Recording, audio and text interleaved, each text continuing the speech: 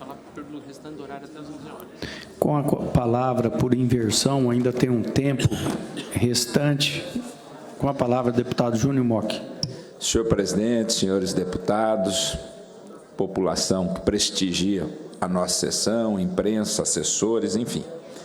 Senhor presidente, hoje eu faço uso do grande expediente para trazer à tona dois assuntos. O primeiro deles, um agradecimento a esta casa por ter aprovado o projeto de lei de minha autoria que cria a Comissão de Ciência, Tecnologia e Inovação.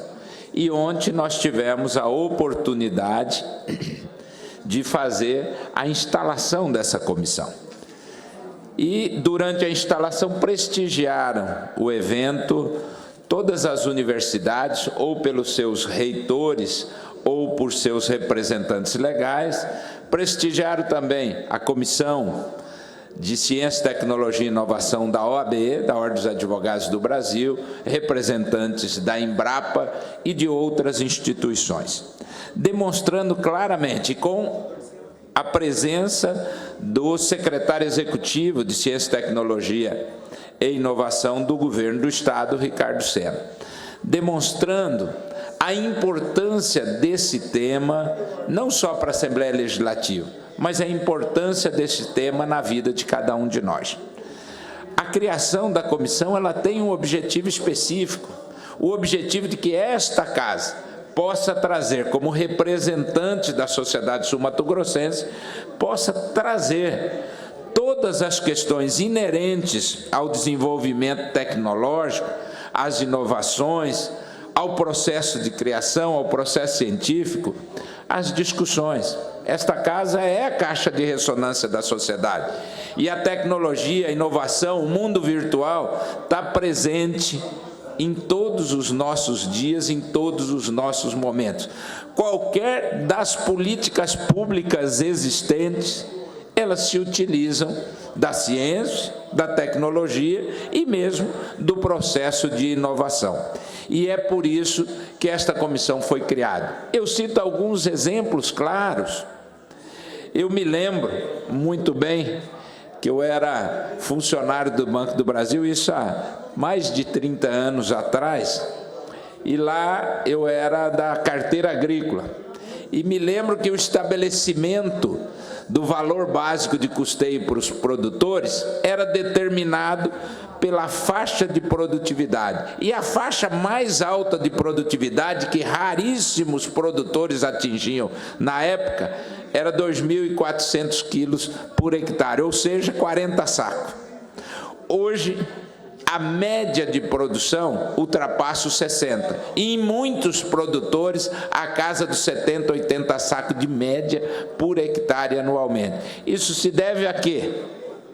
Se deve ao processo de estudo, ao processo científico, justamente às pesquisas que são feitas, em especial pela Embrapa, e por isso, assimilada pelo produtor rural, a tecnologia, ele faz com que nós tenhamos hoje uma safra recorde em cima de outra. Há 20 anos atrás, nós colhíamos no Brasil, nós tínhamos uma safra média de 50 milhões de toneladas. Esse ano, nós batemos o recorde de 315 milhões de toneladas. Isso em menos de 20 anos. E isso graças à incorporação da tecnologia, da ciência no processo produtivo. Eu citei um exemplo porque é natural, é do dia a dia de cada um de nós. Se nós olharmos, então, na economia, partindo do princípio da atividade pecuária, eu me lembro que quando cheguei também ao Estado, você dividia lá na região norte, Zé Teixeira, você vai se lembrar bem disso, o senhor haverá de lembrar bem disso, nós dividíamos o que era vaca pantaneira do que era vaca boiadeira e vaca serrana. Você estabelecia o peso de 9 arrobas aproximado, que eram as vacas boiadeiras, e outra vaca de 12 arrobas era a média. Hoje, quando você usa o termo e o peso dos animais, você tem um aumento exponencial. Por conta do quê? por conta da pesquisa, por conta da genética, por conta do cruzamento industrial, por conta de vários fatores que foram incorporados na tecnologia. Há 30 anos, 40 anos atrás, antes do advento da própria soja, o Estado era uma coisa. Depois, com a braquiária, com o soja, com as cultivares que houveram, as diferenciações, nós tivemos uma evolução muito grande na produção. Eu estou citando um item. Estou olhando aqui, me gravando. Hoje nós não vivemos mais sem o celular. Há 20 anos atrás, eu era prefeito quando eu comprei o primeiro celular. Era aqueles patacão assim, era um tijolão, o celular que você utilizava. Então, todo esse processo tecnológico, ele demanda estudos, ele demanda investimentos, e é isso, a comissão tem que tratar disso. Todas as outras matérias aqui da casa vai passar de uma forma ou de outra pelo processo tecnológico. Então, por isso, essa comissão foi criada, para que nós tenhamos, dentro desta casa, primeiro, a oportunidade de acompanhar. Segundo, o que é importante, disseminar e de popularizar o conhecimento científico, para que chegue em todos os recantos, em todos os rincões, seja lá na aldeia indígena, seja na comunidade quilombola, ou seja dentro da universidade. E a popularização começa, eu falo, desde as palavras que se usa, a maioria das palavras utilizadas dentro desse processo tecnológico são palavras que nós desconhecemos. Quando você fala nomes como metaverso, descarbonização, carbono zero, inteligência virtual, é muito complicado. Você fala isso e as pessoas não sabem. Eu falo inclusive olhando para mim mesmo, né? Eu tenho dificuldade de entender o palavreado utilizado. Então é preciso popularizar, é preciso que a sociedade, porque senão daqui a uns dias aqueles que estão desconectados não conseguem ter uma interação um com o outro. Portanto, o grande objetivo da nossa comissão é fazer com que esta Casa de Leis tenha a condição de acompanhar o processo de evolução, discutir, obviamente, onde foi dito, eu achei extremamente interessante, duas coisas que eu achei assim fundamentais ditas para mim. O primeiro, pelo representante da OAB. Todo processo tecnológico, ele tem que ter o amparo da legalidade. E para ter o amparo da legalidade, tem que passar por um projeto de lei que regulamente, tem que passar por um processo de discussão. E essa discussão, no âmbito da nossa competência, vai passar pela Assembleia Legislativa e vai passar pela Comissão de Ciência, Tecnologia e Inovação. Esse é um ponto importante do objetivo da comissão. O segundo, me dizia um representante do Fundec, ele falou assim, nós somos pródigos, isso o Fundec, o representante do Fundec, de gastar o dinheiro no conhecimento. Agora nós temos também que fazer com que o conhecimento vire dinheiro. Ele disse ainda, usou uma frase, que o conhecimento vire nota fiscal. Esse é o grande objetivo, porque é isso que gera, na verdade, a melhoria das condições da qualidade de vida das pessoas. E a ciência e tecnologia, hoje, é a que faz isso. O mundo está mudando. Muitas profissões existentes hoje, ao longo dos próximos 20 anos, serão extintas naturalmente. Eu me preocupo, inclusive, porque fiquei desatualizado, fora do exercício da atividade profissional há alguns anos, quase 20 anos, e retornei. E vi a dificuldade que eu tinha de lidar com o próprio processo tecnológico, porque existem hoje, deputada Grace Jane, que vai fazer o uso da palavra daqui a pouco, que vou lhe conceder a parte. Mas só para concluir nesse aspecto, existe um programa chamado Watson, na medida em que você atende o cliente, Zé Teixeira, e fala para ele, você acessa depois, tudo que você, a matéria que você tratou, ele traz para você uma petição pronta, citando todas essas, todos os julgamentos que os tribunais têm. Antigamente a gente tinha que ter aquela biblioteca enorme, E a gente iniciava justamente olhando lá pelo Tribunal de Justiça de São Paulo, o que pensava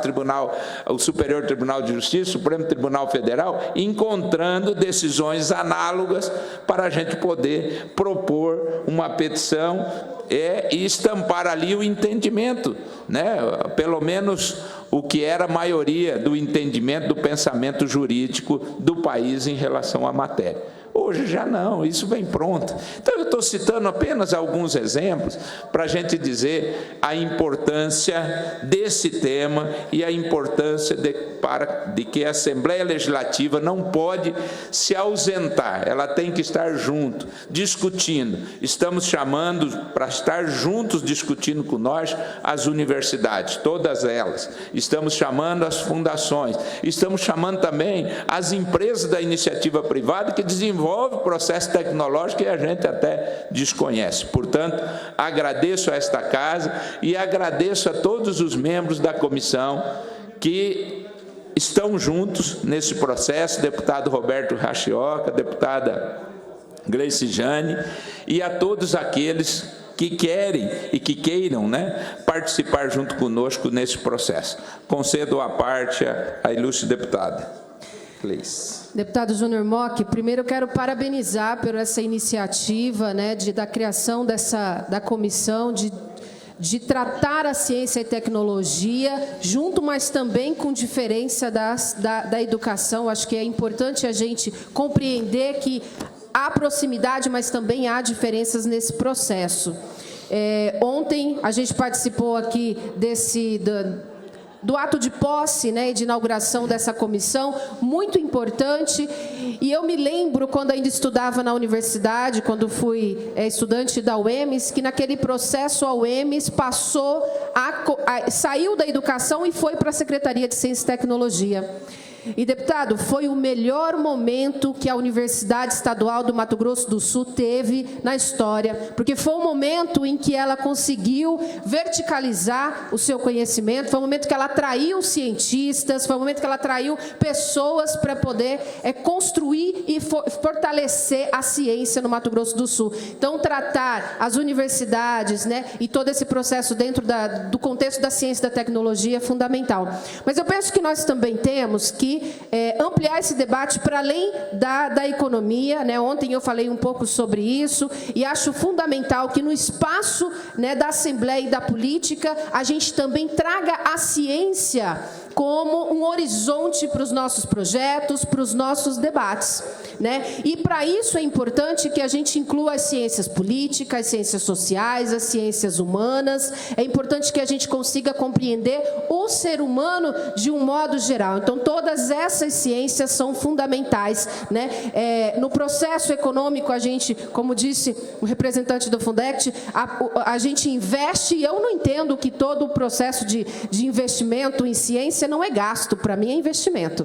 Quando se investe em ciência e em educação, nós não gastamos, a gente está investindo em conhecimento, investindo nas pessoas, e esse retorno sempre é muito bem-vindo, né, para o Estado e para a população. Quero citar aqui também a importância que foi a ciência e a tecnologia no processo da Covid que nós vivenciamos recentemente. Não fosse a ciência estar tão bem articulada em um processo de avanço da ciência, talvez estivéssemos até hoje sem poder trabalhar. E quão importante foi também as tecnologias no processo da Covid, que nos permitiu garantir o trabalho, ainda que à distância, né? Mas eu quero também reforçar que a importância das ciências humanas, das ciências sociais, no momento em que a gente vive uma sociedade, deputado, às vezes eu penso que paralela à realidade com tantas fake news. Às vezes a gente encontra algumas pessoas para conversar e elas têm dificuldade de saber o que é real, o que é em verdade. Inclusive fizemos recentemente esse debate aqui dentro do plenário, em que a gente foi levantado a questão, mas como a gente sabe o que é uma verdade e o que não é verdade, né? A ciência é a resposta para isso. Então, fortalecer a ciência, investir na ciência é uma alternativa para a gente garantir uma sociedade justa, igualitária, com respeito e sabedora das suas ações. Então, quero aqui parabenizar por esse momento. Acho que ontem tivemos aqui um momento louvável, importante, de começo desses trabalhos, né? E dizer que eu sou parceira, inclusive, na dúvida, dúvida entre educação e ciência e tecnologia. Eu falei, eu quero ficar nas duas comissões, porque são duas comissões importantes para o desenvolvimento do Estado do Mato Grosso do Sul. Obrigada. Eu que agradeço ao seu à parte e incorporo ele no pronunciamento. Eu acho que a senhora fez esta colocação dessa inclusão. Não é inclusão, nós é que às vezes fazemos uma análise rápida da questão econômica para ficar mais fácil a demonstração da importância, mas é extremamente importante que a gente também inclua as relações humanas, como é que nós vivemos hoje, as ciências sociais, políticas, enfim, tudo isso dentro desse processo tecnológico. Meu caro amigo professor, deputado professor Rinaldo, que é o vice-presidente da comissão, nós, na verdade, invertemos. Ele era o presidente, ele é o atual presidente da Comissão de Educação, eu sou vice, virei o presidente da Ciência e Tecnologia e ele vice. Deputado Júnior Mock, eu quero cumprimentar Vossa Excelência em apenas um minuto, só para corroborar com a fala de Vossa Excelência e também com a parte da deputada professora Jane. A tecnologia e a ciência ela é fundamental no desenvolvimento da nossa sociedade. E ontem, na inauguração, né, da comissão que Vossa Excelência preside e presidiu muito bem ontem, um evento com bastante participação, muito bem qualificada, lembramos de que países que foram destruídos pela guerra, né, pelas guerras, no caso especificamente do Japão, a gente percebe que quando eles investiram em ciência e tecnologia, porque tudo isso é educação, não é verdade? Hoje são países aí poderosos. Portanto, essa comissão, depois que destrinchamos, tiramos da educação, elas são irmãs siamesas, né? Então, eu acredito que vai ser de fundamental importância. Eu quero parabenizar Vossa Excelência e fiz a questão também de fazer uma parte aqui para convidar os membros titulares da Comissão de Educação, hoje às 14 horas, no plenarinho, deputado Nelito Cano. Muito obrigado pela parte e parabéns pela fala de Vossa Excelência. Agradeço, deputado professor Rinaldo, o seu à parte e estarei presente às 14 horas prestigiando. O outro tema, senhor presidente, eu vou deixar, se houver um tempo maior na sessão de amanhã, porque é um tema que eu tenho trazido a esta tribuna já desde o início deste ano legislativo. No último dia 30 fui surpreendido, nós viemos aqui, discutimos novamente a questão da relicitação da BR-163, da possibilidade da retomada, né, da concessão pelo Estado, ou seja, que houvesse uma gestão para delegação por parte do DENIT ao Estado de Mato Grosso do Sul da concessão da rodovia, mercê do que aconteceu, né, no Estado de Mato Grosso, e fui surpreendido que a NTT prorroga por 2 anos a nova licitação da BR-163. Então, isso daqui é o prêmio para quem não cumpre o contrato. Né? O contrato de concessão estabelece obrigações, a empresa concessionária não cumpre as obrigações e, no entanto, recebe por parte da União e da Agência Nacional de Transporte Terrestre a renovação da sua concessão por 2 anos, até que tenha uma discussão melhor. E isso ainda, engraçado que amanhã, se eu tiver tempo, ou na semana que vem, ela própria demonstra os valores, deputado Rachoca, que ela recebe em relação aos pedágios e, na verdade, entende que o seu faturamento líquido é muito aquém do desejado. Então, é importante, esses dados estão todos expostos, são dados públicos, mas eu faria questão de trazer de novo a essa tribuna para a gente entender que dessa forma que está, não dá. Eu acho que tem que haver uma união, sim, da nossa bancada federal, juntamente com a bancada estadual, para que a gente tenha realmente uma definição em relação ao BR-163. Muitas vidas estão sendo ceifadas ceifadas pelo não cumprimento da concessão, da concessionária ter executado a duplicação, tanto no trecho que vem de Sonora até Campo Grande, quanto no segundo trecho, pior ainda, porque o tráfego é maior e a execução da duplicação praticamente inexistiu, que é o trecho de Campo Grande, Dourados até Mundo Novo. Deputado Pedro Pedroceno, nós temos 1 minuto só para concluir. Bom, apenas para concluir e parabenizar a Vossa Excelência por trazer 2 temas importantíssimos para essa Casa de Leis. E versando sobre o último tema, a questão da BR-163, eu acho que essa notícia é muito preocupante, mostra que a NTT não tem pulso para fazer essa discussão como deveria e está sendo leniente diante de inúmeros descumprimentos do contrato de concessão, passando a mão na cabeça do concessionário que está deixando de investir, que está causando tantas mortes, que está fazendo com que o Mato Grosso do Sul tenha tantos prejuízos por conta dessa não duplicação e não cumprimento do contrato de concessão. Diante desse quadro, eu penso, deputado, que nós precisamos formar um grupo e até conversar com o nosso governador Eduardo Riedel, para que o Estado do Mato Grosso do Sul venha avocar essa licitação e fazer por aqui, pelo Estado. Sei que o governador é simpático a essa ideia, sei que o governador está cuidando desse tema de perto e sei que o governador também tem coragem para fazer esse enfrentamento e, aproveitando também, parabenizando-o pelo trabalho de condução do nosso Estado. E, até isso, deputado, mencionar o seguinte, fazer uma moção de congratulação pela Casa, né, ao nosso governador Eduardo Riedel, que está fazendo aniversário na data de hoje. Então, se nós pudéssemos fazer, presidente, uma moção de congratulação, acho que seria justo ao nosso governador, que está fazendo um grande mandato no Mato Grosso do Sul, orgulhando todos os sul-mato-grossenses. Muito obrigado. Encerro aqui o meu pronunciamento e quero apenas registrar e cumprimentar a presença do vereador Marcinho de Coxim, prestigiando a nossa sessão. Muito obrigado, senhor presidente, pela oportunidade e aos senhores deputados.